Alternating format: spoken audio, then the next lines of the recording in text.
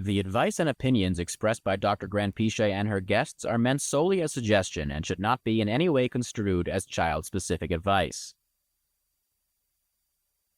Dr. Doreen Granpeesheh is the teacher. Doreen is an expert in autism. Doreen Granpeesheh. Dr. Granpeesheh. Dr. Doreen Granpeesheh. Dr. Doreen Granpeesheh is a visionary in the field of autism. Now you can ask the questions on Ask Dr. Doreen. Good morning and welcome to Ask Dr. Doreen. Look who's here. It's Dr. Doreen Granpeesheh. Good morning, Shannon. Good morning, everyone. Hope everybody's well. I'm so excited about today's show that I literally just started having a hot flash. I just broke out into a hot flash. So welcome, everybody. We're live right now on Facebook, YouTube, and Twitter, and about a dozen other sites. We hope that you will interact because this is a live show. Today's date is Tuesday, March 4th, 2025. I am your host, Shannon Penrod, a proud pony, parent of neurodiverse individual. And we are so excited because we are here with Dr. Doreen Granpeesheh, a true expert in the field of autism. Unbelievably, would never guess it, but she's been working in this field for more than 45 years. And she is, I say in the opening that she's a visionary. I know this to be true. Because we have been doing this show. We're confused about if we're starting our 14th year or 15th year. But literally, in this next couple of weeks, it's one of those two. I just am not good at math. I will figure it out eventually. But in all that time, and even before that, seeing who she is and how she works, my goodness, I don't know anybody else on this planet who cares more about individuals on the spectrum and their desires, their needs, their ways of expressing themselves, and for the family and friends and loved ones around them, making sure that they get what they need to support those individuals. So we're so thrilled she donates this time to be able to answer your questions in real time. However, we like to give you the disclaimer that there is no expert who could give individual specific advice in this format. So we ask you to write in with your questions, be as specific as possible, and tell us where you are in the world so that Dr. Granpeesheh will be able to meet you where you are and give you some suggestions for things you might be looking at, things you might consider, things you might take back to the expert who actually has eyes on the situation. I also want to say good morning to Rodney. Rodney has just written in on one of the platforms that we mentioned. The chat is open.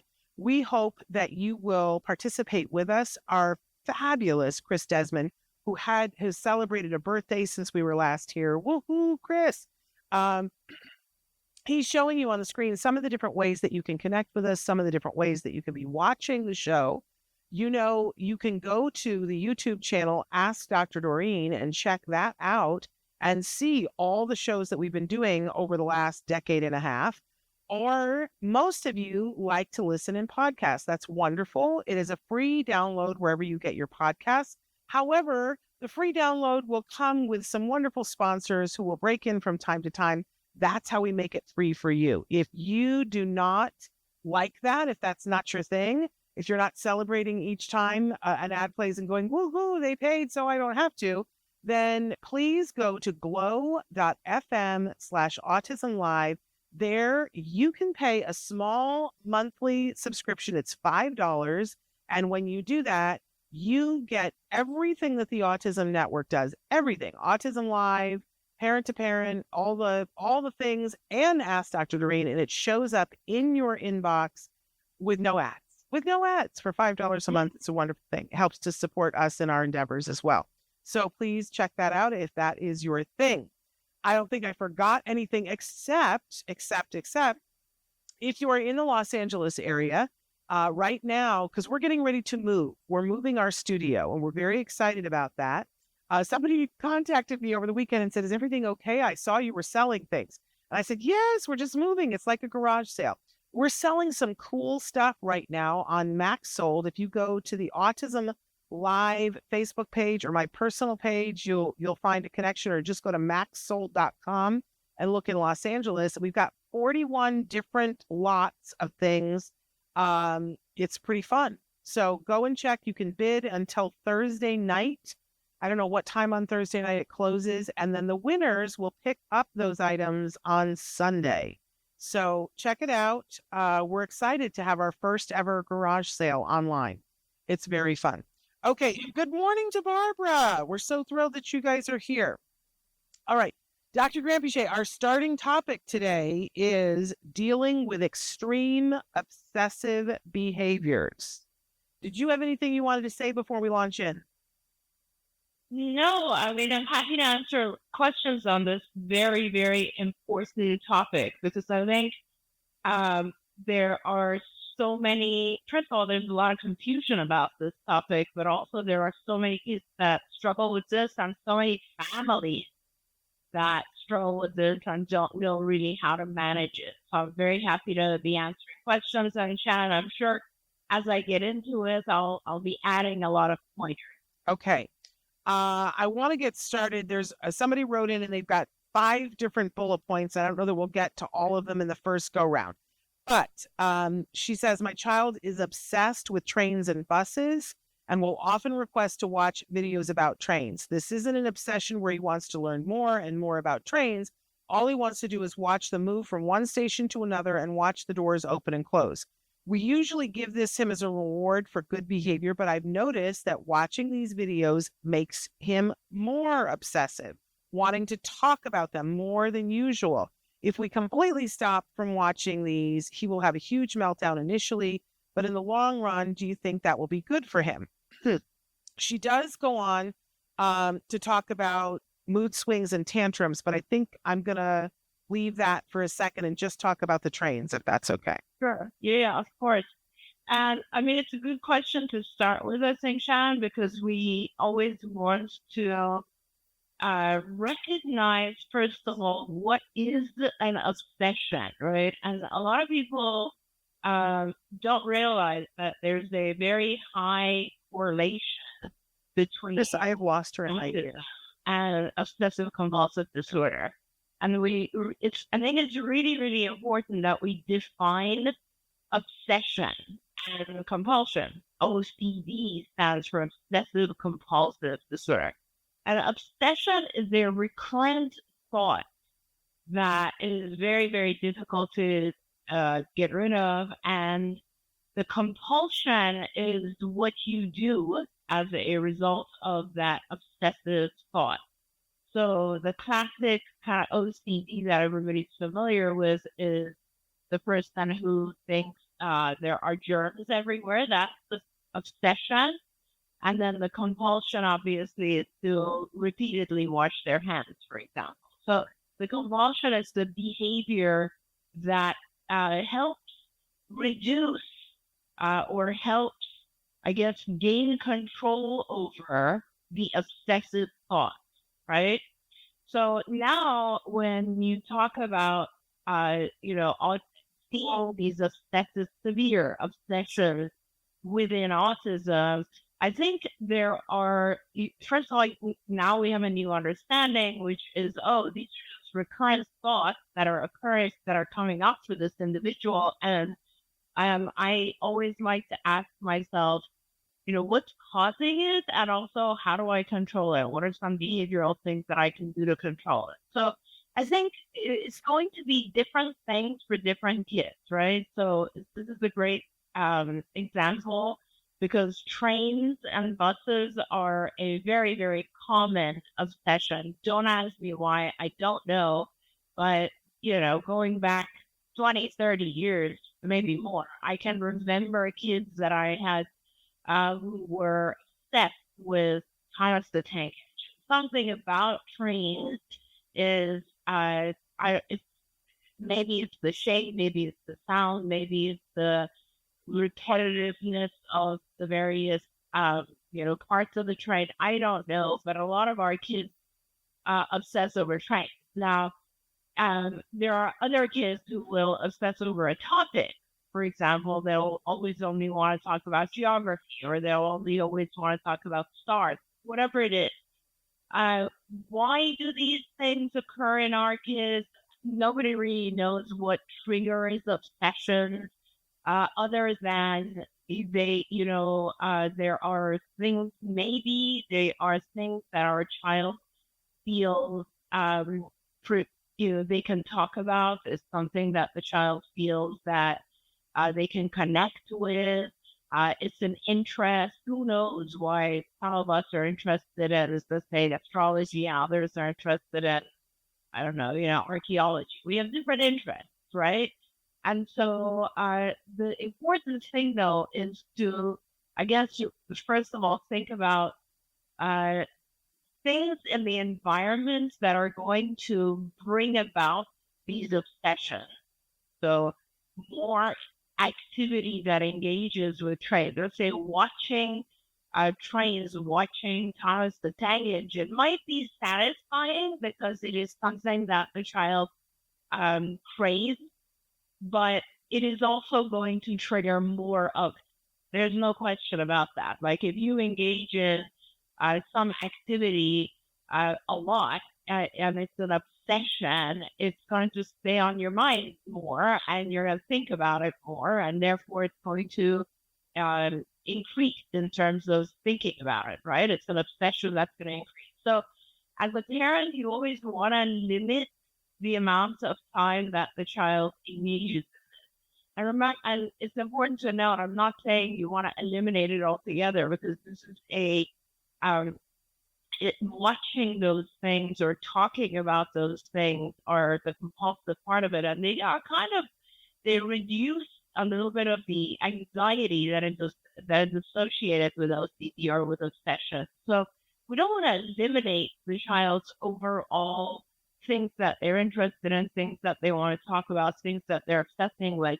You start bringing it into a limit that allows the child to engage in other things, but then also allows the child to have time to do their favorite things, the things that they're interested in, the things that they find reinforcing, calming, whatever it may be.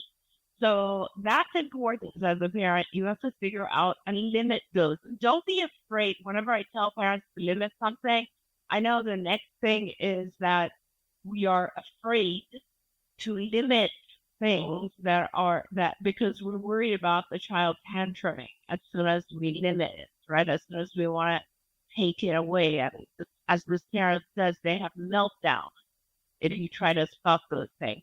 But if you stay consistent with it, our kids are smart. They figure out that this thing is limited. It helps to give your child some visual things that will allow them to understand the time limit. So timers, clocks, whatever on their iPad, something that allows them to understand it's X number of minutes of engaging in this thing, right? So that is important. Visual schedules as a whole are very, very helpful when it comes to things that are anxiety related. And we always want to think of obsessive behaviors as somewhat related to anxiety. I could go on and talk about that for quite a while, but just know that the OCDs were classified under anxiety related disorders. They're very related to having anxiety about something, and it's a compulsion called that something, that thought. So you want to set time limits, you want to use visual schedules.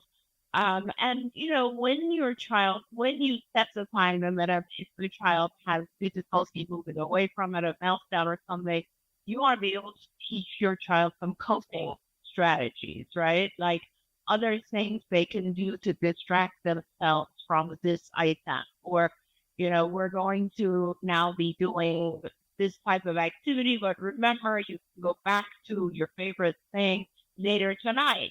This is actually, as a parent, if you start thinking about these obsessions as really powerful reinforcers, it gives you some strength in the sense that, oh, now I have a really powerful reinforcer that my child wants, and I can use like a token system that will allow my child to gain access to this thing later on. So, and we all want our kids to have things they want to work towards. So definitely that is something, token boards that allow our kids to know that they will eventually be able to access this thing. And you want to always, I'm not going to get too much into it. Maybe there will be other questions about this, but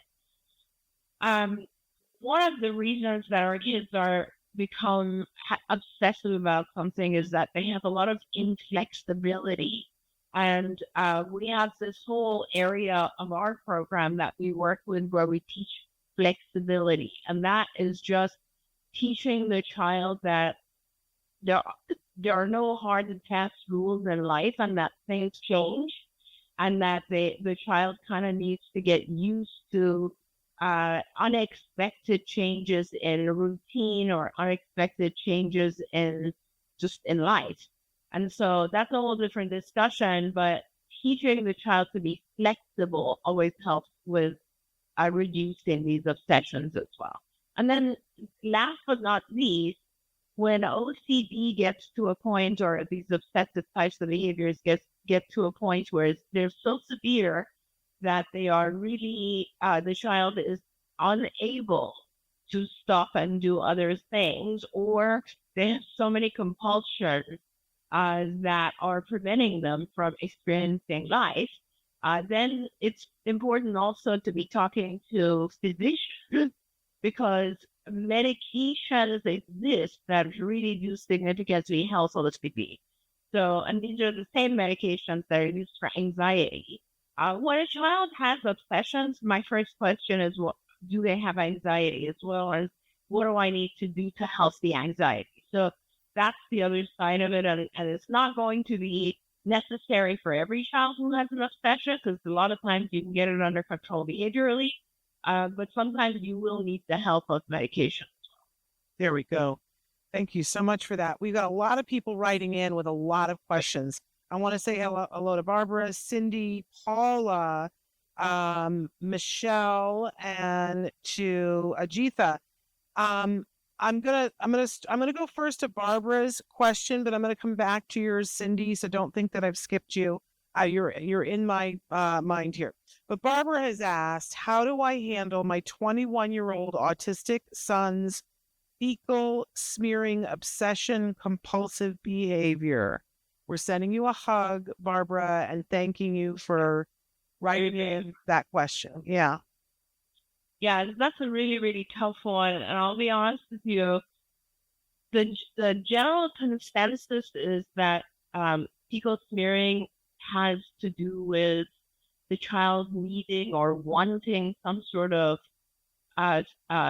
sensory input, which they, so therefore, as a result of that, a replacement behavior for that. In other words, you try to block the fecal smearing and you replace it with things like finger painting or playing with, things like clay and so on. And there have been success stories. There have been cases published where if you were able to block the fecal smearing and instead allow the child plenty of time to do things like finger painting, which is kind of giving the child the same sensory input, but under acceptable conditions, that the child has gotten better. There are other kids where I think it's important to pay attention to that. It may not be sensory inputs for all kids. There are kids that do this type of thing just because they want control over something. There are kids who actually want the input from a smell perspective. There are other reasons. So I think if you have a child who engages in that, and you're talking about a 21-year-old, this is so difficult to deal with. And instead of giving you a bunch of like, oh, this is what you do to replace it, I could see this situation being extremely difficult. And I think what I would suggest for you is wherever you are, let's build your village first. Let's try to get you some help. Other people who can help you with this before you start an intervention. I would suggest you try to get at least 2 other people who can help, because I don't know, sometimes kids are doing this or adults are doing this when it's overnight. And it's very, very difficult for you to manage if something like this is happening when you're asleep. The other situation is, even this 21-year-old, it's very hard to prevent them from doing something like this. So you would need help before you start to do this. And I think the overall intervention or concept is what can I replace this with that will be incompatible. So the child is not able to fecal smear while they're doing this other activity, but at the same time, the child is getting their sensory inputs that they desire from that other activity. And because of that, because it has to be something that's sort of replacing that activity, you have to block the fecal smearing and you have to keep the child very, very busy, engaged, so they just break that habit. So it's very hard to do, and I really would start by trying to get a team of people together and maybe even get access to a behavior analyst for BCBA who can guide you through this. Because as you can imagine, this is a difficult process. Yeah. If you want to, Barbara, you can write in and tell us where you are. That might help us to point you in some directions, but only if you want to. I want to go back to Cindy's comment. Hi, Dr. Granpeesheh. Have you seen any new treatments that help to reverse autism? Any doctors in Louisville, Kentucky that help with natural solutions? Ideas for helping my son Alex, want to get him out of the car when we get home. My son wants to go, go, go. I had to call the fire department for help to get him out. He loved the attention, but I was worn out trying to get him out of the car. And that's in Louisville, Kentucky, which we may know some people. Yeah, that's a lot of different questions right there. Exactly. Let me just write them down so I can try to address all of that. Yeah, the first part was new treatments to reverse autism, any doctors in Louisville that help with natural solutions, and then this whole idea that he won't get out of the car. Right. So let's just start with new treatments. I mean, I don't know that there are some things that are coming to the forefront, but they're not yet, I guess, established enough where I would want to recommend it to you. I guess that I'll start by saying there's two perspectives on treating autism. There's three different, well, there's many, I guess, but there's three different main ways of dealing with autism. One is, or two of the three have to do with just treating the symptoms that we see, right? Behavioral therapy is one example. We see a behavior that is really a sort of symptom of autism or a characteristic of autism, and then we modify the environment in a way to teach the individual not to do that behavior or to do more of that behavior, depending on whether it's good or bad. So that's behavioral therapy. Then there's medication, obviously, that also does kind of the same thing. It will modify a symptom of what you're seeing, right? And then the third whole ideology of it is what's causing autism in my child, and then how do I treat the cause, right? And that's a harder one because autism is such a huge spectrum, and kids have so many different things that lead to autism. And so I wouldn't, for example, the reason I'm saying all this is because it is important to identify the cause and then try to intervene where it has to do with that. Some kids have autistic type behaviors because they have seizure disorder. You have to deal with the seizures. Other kids have autistic type behaviors because they are, taking in a lot of toxins from the environment in different ways. Other kids have very severe gastrointestinal issues that are leading to inflammation that's causing also brain inflammation and all that sort of stuff. And for example, in that case, the newest things that are being done are fecal transplants, which are beginning to have some effect. So, and there's like, for instance, when you talk about medications, there's all kinds of new medications that are anti-anxiety, antidepressants, lots of different ones that control your neurotransmitters in one way or another. There's a lot of new stuff happening all the time, but it really has to do with identifying what's going on with your child before you go there, right? And then, of course, there's new techniques within the existing. So there's a lot of new ways that we teach now our kids and new things we do to alter their challenging behaviors and teach them skills. So, and that's all ADA, right? So that's that part. You mentioned your child is go, go, go all the time, and that makes me think, do they also have a coexisting diagnosis of ADHD? And I think that's super, super important for you to find out, because if you have also a diagnosis of ADHD, then you will want to consider medications for ADHD. You will want to consider dietary changes that will, in fact, it really significantly impact ADHD.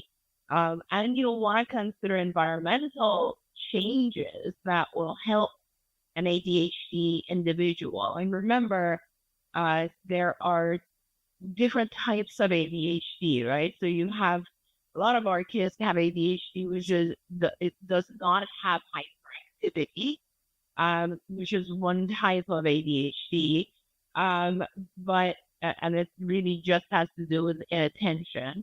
But this your child sounds like go go go always makes me think that they have a lot of hyperactivity, and it's really important for you to go see someone, a psychiatrist, psychologist, neurologist, someone who can diagnose and let you know if your child's also struggling with ADHD. That would be very important, because there's lots of things you can do to treat that, and then that will really help the child.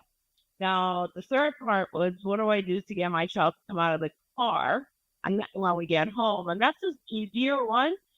You provide them with a reinforcer that is very, very powerful, that they can only get once they come into it. Now, remember, it doesn't have to be something that takes up a lot of time. It could be a treat, like some sort of snack or treat, but it has to be something that your child cares about. And you will basically shape that behavior by teaching your child that they can get it when they come into the house. You also should ask yourself, why don't they want to come into the house? What is it about the car that they want to stay in? And maybe you want to alter that, change that, whatever stimulus is in the car that is making it so appealing for the child. Maybe you can transfer that to the house. Not sure what it is. So those are just some ideas that will hopefully help. Did I cover pretty much all of the questions? Do you want to recommend anybody in the Kentucky area? She mentions that Elizabeth. Yeah. She mentioned that Elizabeth. Someone in Kentucky, I'm not sure that I do. Don't we have somebody that we love in Kentucky doing ABA? No. That person moved. Oh, are you talking about Sarah? Yeah. Yeah. No, she's not in Kentucky. Oh, my bad, you guys. It was a long time ago. Yeah. She did mention that Elizabeth Mumper was helpful, but that she is now retired. So, I didn't know Liz is retired. So if you want someone similar to Liz Mumper, and good for her, I hope she's having a happy retirement, then I think you need to go to MedMath and look at the doctors that are, Shannon, refresh my memory with their website. medmaps.org. Okay, so medmaps.org. Those are all the folks that used to be dance doctors. And there's more new ones, obviously, who are on MedMaps now. But Liz was on there. Lots of other folks are on there. Don't know if any are in the Kentucky area. But I mean, a lot of those folks provide services via telehealth as well. And they're great. There are some of those guys are very, very knowledgeable. I didn't realize because I didn't recognize her name, but she says this is Alex from the Dr. Phil show that you guys were on together. She says it's hard since he has Down syndrome and autism, and that where he wants to go to is Chick-fil-A.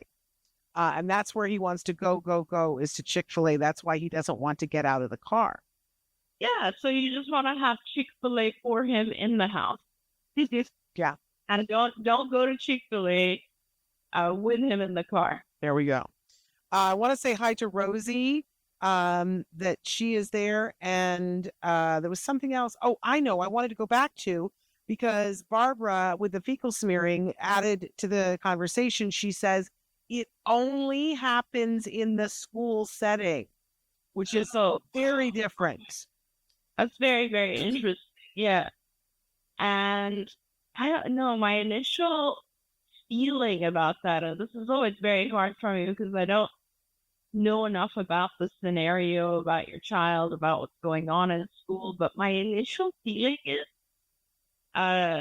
he's trying to object to something in school, or he's getting attention for it at school, or he's not being kept busy at school. Um, there's something wrong if it's only happening in school, and I would really recommend at this point that you have a behavior analyst observe him at school. I would very much recommend this. Now, if you don't have access, again, I don't know where you are, but if you don't have access to a behavior analyst, the school is obliged to provide that to you. I really do think it's important to observe and see what's going on because that is unusual for it to be happening. Maybe there's another child who's doing this at school and your child is seeing that. You got to really look into that. Yeah. There's for sure a reason why it's happening at Yeah. school and not anyplace else. I will say it's illegal to do it, and so I'm not in any way suggesting that you do it, but I'm letting you know that other parents have stuck a tape recorder in their child's pocket. Please don't do that and say, I told you to do that because it's illegal. But people have done that to find out what in fact is going on. I don't know if they went to jail for it. I can't attest to that. Jatha has written in and said, hi, Dr. Doreen. My 6-year-old is obsessed with numbers since 6 months. He watches videos with numbers. He likes to operate all the machines with numbers like microwaves, air fryers, timers. How do I reduce this so he can learn language arts as well? Just to add, he learned multiplication tables, addition, and reading time by watching the videos on YouTube. Amazing. Yeah. It is amazing. And I will tell you a couple of things. So first of all, I'll tell you, yeah, it's difficult and you just have to, keep replacing the numbers activities with other activities. Treat the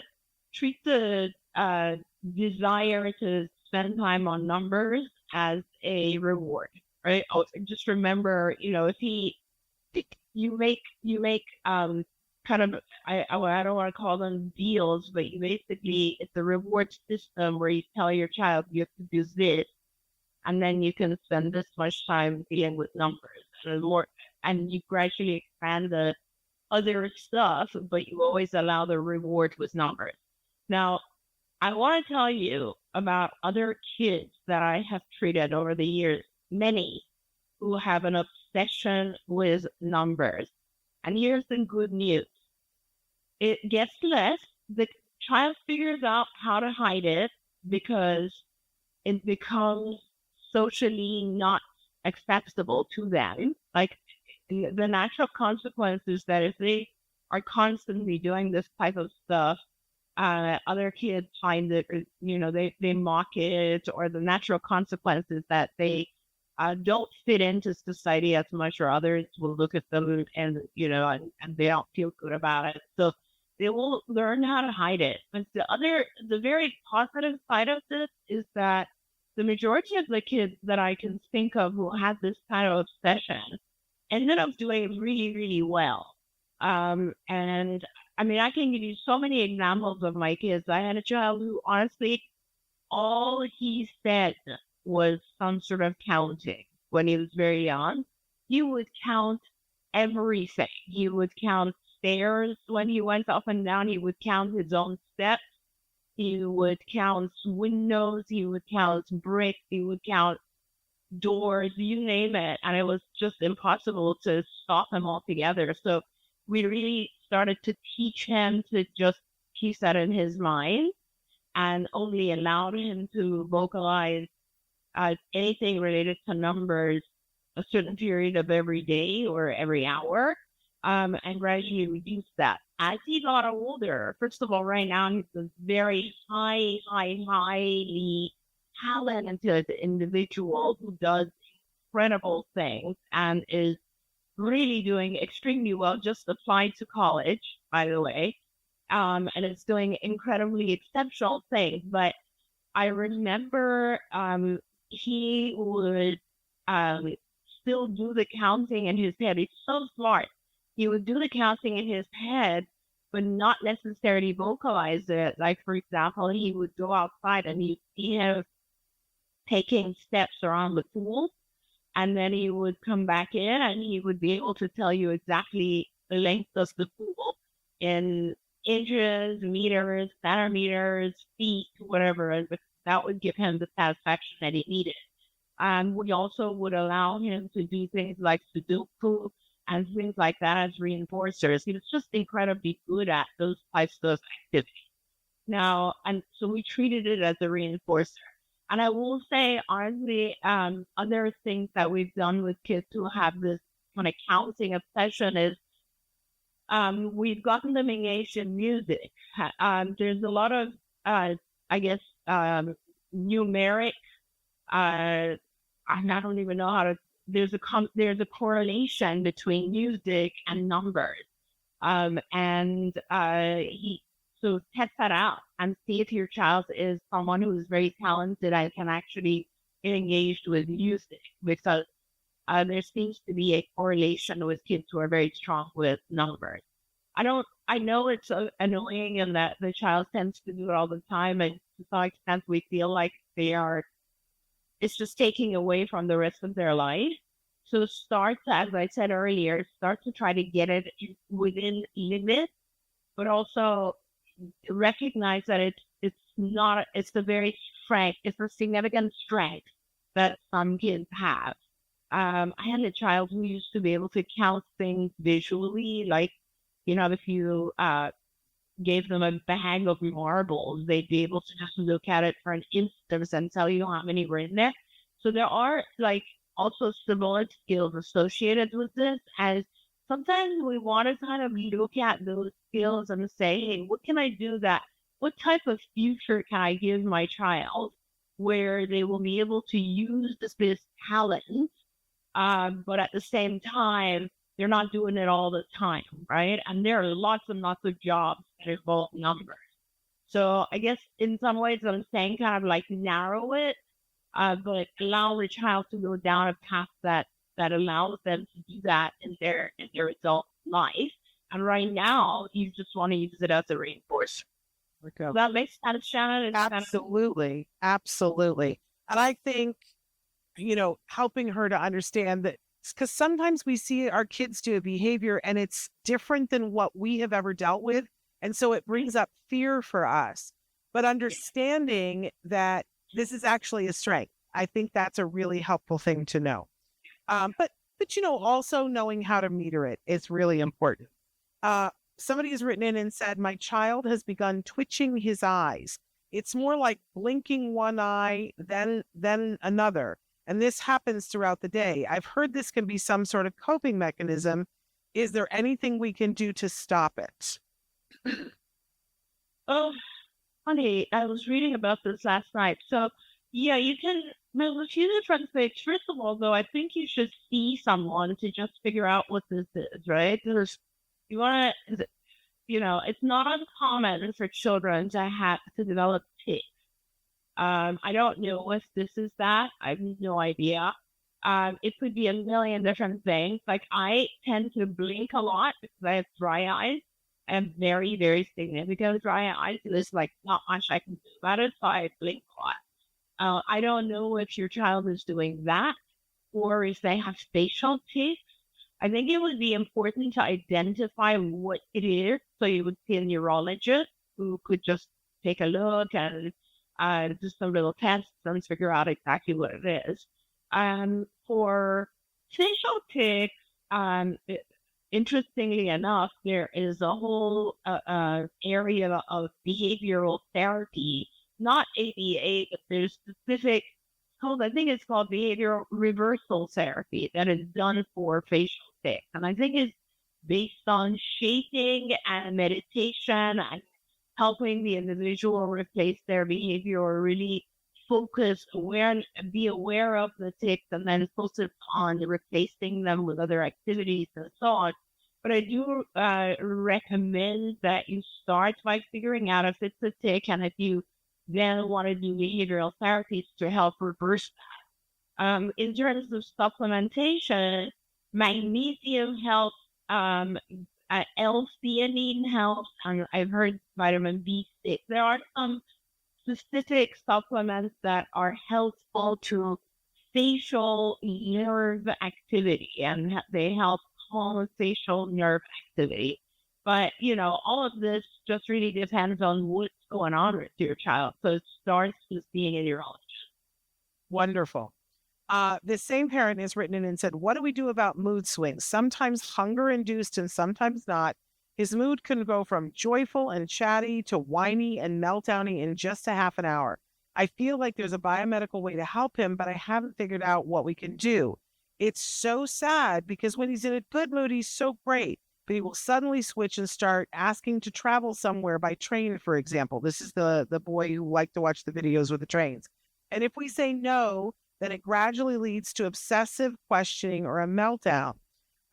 He has also started screaming every time he's frustrated, doesn't get what he wants, or is extremely hungry or tired or gets triggered by something. Often the screaming happens in public and is loud and embarrassing. What can we do? We've tried taking things away from him, teaching him how to cope, like taking deep breaths until he feels better. We've even tried spanking him and told him that this would be the consequence of screaming, but he continues to do it. He is fully verbal and is able to tell us what he wants, except recognizing when he's hungry and say so. And lastly, is there a way that we can teach him to recognize when he is hungry and say so? Often this is the reason the mood deteriorates rapidly and he goes from joyful to whiny and obsessive. That's a lot. It's a lot, but I have a couple of thoughts on it. Okay. The food issue, I mean, yeah, he could be hypoglycemic. We don't know. But the food issue is not a big deal. Keep him on a schedule. Literally just starts to give him some sort of protein bar or something every 2 hours. And then you're avoiding the food issue altogether. Don't wait for him to become whiny and then give him food. Keep him on a 2-hour schedule with snacking or with meals. And if you want to teach him, every time that he sits down or you give him a thing, just prompt him to say, I'm hungry. And that's really the only way that he will start to associate the feeling with food. Okay. That said, I think what's happening is that he has learned to communicate with you by being whiny or screaming. Because when he does that, you are embarrassed, you're in a bad situation, and you give it, or you give a lot of attention. Then I'm not blaming you in any way. It's very, very hard to know what to do when our kids are screaming in public, or even at home when they become whiny. As good parents, we immediately try to figure out what it is and do whatever we can. Now remember, food is a primary reinforcer. It's probably the most powerful reinforcer on earth. And so when someone does something and you give them food, whatever they did right before you gave them food is going to increase. So that's the definition of a reinforcer. It's something that increases the behavior that just occurs, right? So when you give him food because you think he is hungry and he has just been whining or complaining, that whining and complaining behavior is going to increase. That's why I want you to split that up and just give him food on a schedule. That will prevent that correlation from happening, right? Because you're just giving him food before he becomes whiny. Also, when he becomes whiny, or now that you have him on a food schedule, you know that it's not that he's getting hungry, right? That reason is gone because you're giving him something every couple of hours. Treat him as if he has hypoglycemia, all right? Every couple of hours. So now when he goes into a bad mood, you're not reinforcing it anymore. And that's really important. Now, I'm not there, so I can't help you identify the function. When you've taken away the food issue, now you need to identify what's the function of this. Why is he getting whiny or complacent? And it could be that he is wanting your attention, in which case you want to teach him how to get your attention another way. It could be that, I don't know, like he doesn't like what's going on, something else that's going on around him. He's trying to complain, trying to let you know about that. But that's where, let's take away the food issues first and figure out what's going on with them. And whatever you do not give attention or do not give him what he wants, like watching the trains or something else, when he has that sort of behavior that you don't want. That's not the time to give it to him. If you're in a mall or out somewhere and he starts to scream, simply take him, don't interact about it. Just take him and go sit in the car. If he calms down, you can go back in. If he doesn't calm down, unfortunately, that ends that activity that day. It's hard because it's easier said than done because we have a life and we have to go shopping and do this and that and the other thing. But it's a short period of time and you have to do this intervention for him to learn that the screaming or the whininess or the whatever it is that's going on in behavior is not going to get him what he wants. Instead, it's going to end the activity. Now, I'm saying this, and as I'm saying this, I'm realizing he could be screaming because he wants to end the activity. So that would not be a good thing. So you really need to figure out kind of what the function is. When he screams, assuming it's not hunger anymore, what is it? Does he want to stay somewhere? Does he want to go somewhere? Does he want an object? Does he want to get away from an object? Whatever it is, you don't do that. You do the opposite of that. Because basically, he's trying to scream as a form of communication. So, and you don't want that to work. And you need to teach him that screaming is not a good form of communication. Talking, showing me iconically, I don't know what his skill set is. There are lots of other ways to communicate what you want, but screaming is not going to work. So that's where you start. This is sometimes so hard, Shannon, because I'm not there. I'm not able to see and tell you, oh, it's pretty obvious. This is what he's trying to communicate. Yeah. That's where you start. When he screams, you ask yourself, what if he had words, what would he be saying? And write all of those down and then maybe come back to us and we can help you try to figure out the function. Obviously, if you have access to a behavior analyst, that's what they do. That's what they figure out is what he tries to communicate. And then we give you ways to alter that communication and put in place something much more adaptable and appropriate. I just want to clarify something that you said, because I know it's a very hard concept for parents. That, for instance, I'm going to use two different scenarios. Let's say that you're in the mall and your child starts to scream and you know what they want is to go to the Chick-fil-A that's right there in the mall. And so they just get Chick-fil-A and you walk the other way. And perhaps if he's still screaming, you leave the mall, right? And let me also clarify, if they scream and then they ask, you still don't go. Okay. If any screaming occurs, you don't go. Okay, but let's say you get all the way outside the mall and the screaming stops, and then your child says, I would like to go to Chick-fil-A without the scream. Do you go or you don't go? Yeah, so it depends on what stage of the shaping you're at. Okay, that's fair. It's kind of, if that is a significant improvement, then yeah, you go. Okay. If that's like their first time asking, then yeah, you want to reward that right away. Okay. But if you notice that it has turned into screaming, and then asking, no, you don't go, because that's not what you want to breathe for. Does that make sense? Yes, I think it's a very hard line. And the other thing that I want to say is that let's remember that Dr. Granpeesheh said that before you do all of this, you put him on a schedule where you feed him every 2 hours so that we know he's not hungry and screaming because of the hunger. Because she also said If they're screaming because they want something, then again, they keep screaming, then that ends for the day. She was not talking about the food because the food should be eliminated. We're not talking about starving anybody, right? No, it's learn schedule no matter what. Right. There we go. Okay. Just want to be clear because I know sometimes as parents, we don't get the nuances of it. I really have been dying all day to get to this question. My 17-year-old son is obsessed with a popular performer. I don't even want to type her name because although he's not able to read anything else, he recognizes her name in print and it will set him off. He wants to meet her and ask her to email him. He tells people they are going to meet and get married. He waited for her to show up on Christmas Eve because he told Santa all he wanted was to meet her.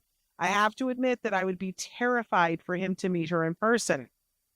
Please, not because I think he would hurt her in any way, but I don't think he would understand when she walked away, and I'm afraid it would break him. Is there a way to break the obsession? He talks about her endlessly.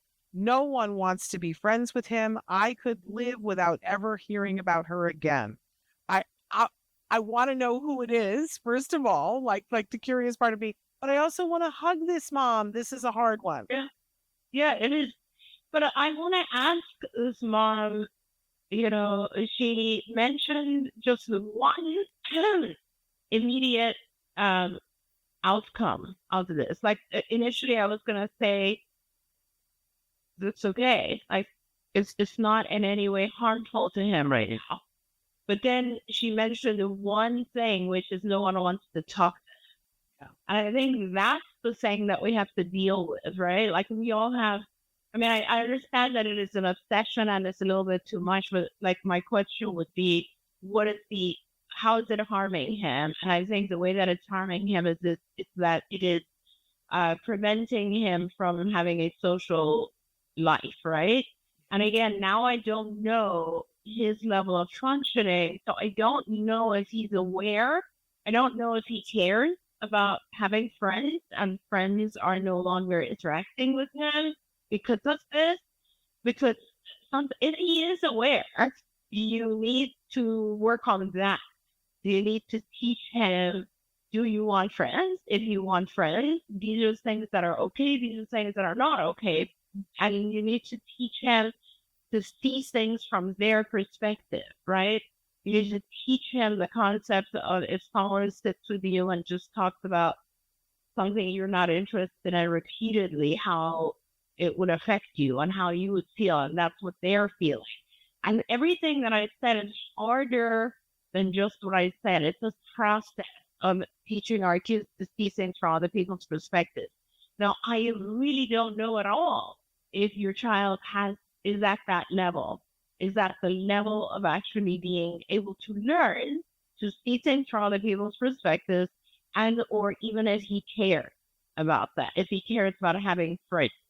So it's hard for me to answer this because I know that you are worried about a lot of stuff, but the likelihood that he's going to run into this celebrity is very limited. And the only negative thing that I can see coming out of it is just that, right? It's like using friends. And so my question to you is, does he care about that? Okay. Is that something he cares about?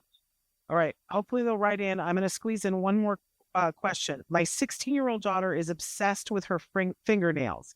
I took her to get a manicure because I thought it would be fun. She was obsessed with her nails and within an hour had peeled them all off, then immediately wanted them back on. I have taken her a couple of times now and it's always the same. We've tried painting them at home, but then she is unsettled until she can chip it off. But then she is inconsolable wanting them back. I don't know how to stop this cycle. Please help. Yeah. So this is a very hard one, obviously, because your nails are on your hand. You're going to see them all the time. It's going to become very, very difficult to prevent her from obsessing about them. And it really does sound like she is experiencing a lot of anxiety and a lot of distress, both ways. In other words, when they're not colored, when they are being colored, like it's going back and forth. This is a scenario where I would say, honestly, I would start by talking to a psychiatrist and seeing if you can actually put your child on some form of anxiety medication that will just take the edge off when it comes to this. I would not try to constantly get them painted, take them off, I wouldn't feed that frenzy, so to speak, in real life. But at the same time, whenever I say that, I want to make sure that it's not a thought obsession that it's driving our kids crazy because they can't stop thinking about it. That's why and how, Shanna, did they say how old? 16. 16. Yeah. So you can easily talk to a psychiatrist about a small amount of an SSRI medication that would really, really help. Like, it would not change your child's personality. It would not do any of those things. It would just take kind of the edge off in terms of worrying and wondering and, trying so hard to fix this. They would just not care as much anymore. And unfortunately, that's all I can give you without being able to kind of see and observe and identify if there's something else that's underlying it. But sometimes it's very, very hard. I had a child whose obsession was with skin, right? Their own skin. And it's just really, really hard to eliminate exposure to certain things like nails, skin, etc. And therefore, an obsession just is out of control and very difficult to manage behaviorally. Okay, here's a crazy question from me, because when I read this, I used to have great nails and I don't anymore. I just don't, and I don't spend the time on them. But if I have to go someplace and look nice, like a wedding or red carpet or whatever, I buy a set of Lee press-on nails that have that it's basically tape. There's no glue or anything. It's tape. You stick them on and you can peel them off and put them back on and peel them off and put them back on. Is that just going to make her more obsessive? Well, it sounds like she doesn't get a sense of satisfaction when they're on. Yeah. So I'm not sure that it would even be calming, because it doesn't sound like she is satisfied when she gets the nails done either. Yeah. Yeah. That's right. Yeah. Because it just sounds like no matter what, she's in distress. Yeah. So hard. I have one more question, but we've only got like 2.5 minutes and I want to end on time. So I want to stop and thank you and tell you how amazing you are and what a light you are in this world and how much we all appreciate you. We appreciate you so much. I'm going to talk to them a little bit about the auction, but you can go if you need to go. Thank you so much, everyone. Love you so much. Take care. Thank you. Bye-bye. Also want to let folks know that tomorrow on the show, we're having a parent to parent. And I don't remember what the topic is, but it's good. So you'll want to tune in for that. But don't forget that right now, because we're getting ready to move. So a couple of things are going on here. Right now, we're taping shows for April, although we'll do live Ask Dr. Doreen's on April, because we're going to be able to do that remotely. But we're taping amazing content for you that Mondays and Wednesdays, we've got some amazing interviews. You guys were asking about medicines and new breakthroughs and research. We've got a couple of shows that are happening in April that are going to showcase exactly that you won't want to miss. Plus so many things on employment. Oh, such good stuff. So you want to check that out. And on Thursdays and Fridays, we're debuting shows that we've done before, but that now through the amazing technology have been translated into Spanish. So that's going to be Thursdays and Fridays. It's going to be absolutely amazing. I can't wait to see that. I know you guys have been asking for that from time to time. We've been able to present Spanish shows, but on Thursday and Friday, all through April, you're going to get 100%. They're parent to parents, all in Espanol. I'm very happy and excited. And it's all thanks to Chris Desmond, because he is a wizard, I tell you.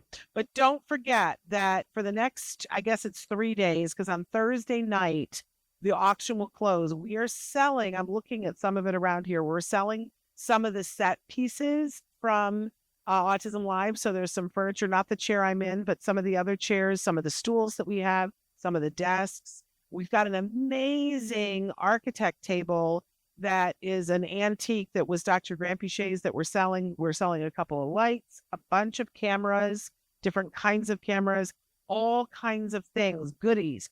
Literally, we have swag that's left over from All Ghouls Gala that we're selling. So much stuff. Check it out. You can go to maxsold.com. You do have to be in Los Angeles on Sunday to pick it up. I'm sorry, I can't mail anything. There's 2 teleprompters. I mean, guys, there's some good stuff in this auction. So take yourself there. If you know somebody in LA who can pick it up for you, bid on it and tell them to pick it up on Sunday. There are set times for different things to pick them up. I will be here. Come and meet me. So all of that's, in fact, my son will be here too. My husband and my son will be here too. Come and meet the whole family.